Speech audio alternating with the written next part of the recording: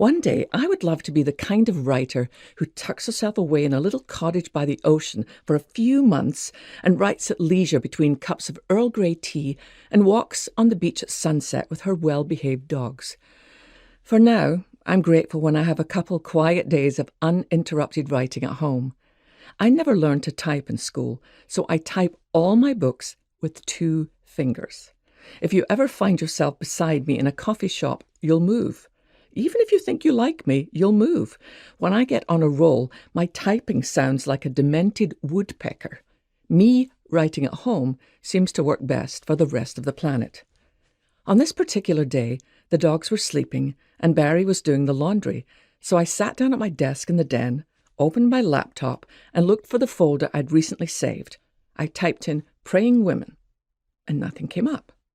That's strange, I thought. I tried "women who pray," and still nothing.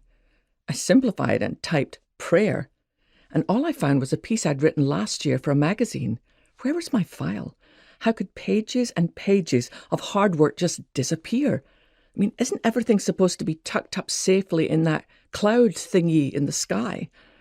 I'd been doing research for this book for 2 years in the middle of a busy travel and television schedule, and now the deadline for the finished manuscript was fast approaching. I'd spent months on airplanes and downtime in hotels, reading, praying, and writing notes on yellow legal pads.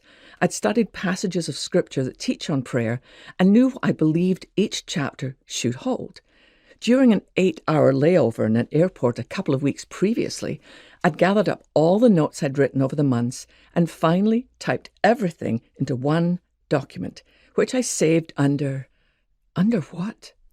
When I opened my laptop and typed in "praying women" and nothing came up, I panicked. How could it just disappear? I sat back in my chair and took a deep breath. I didn't know what to say. The loss felt overwhelming. Then out of my mouth came one word. I cried out one name: Jesus. My simple prayer at that moment was one word: Jesus. I lifted my hand toward heaven and said his name again: Jesus. Some people use that name casually, or even as a curse word, but for me, it is the name I call on in the best of times and the worst of times, when life is falling apart and when it's falling into place. I didn't have many fancy words that day, just one: his name.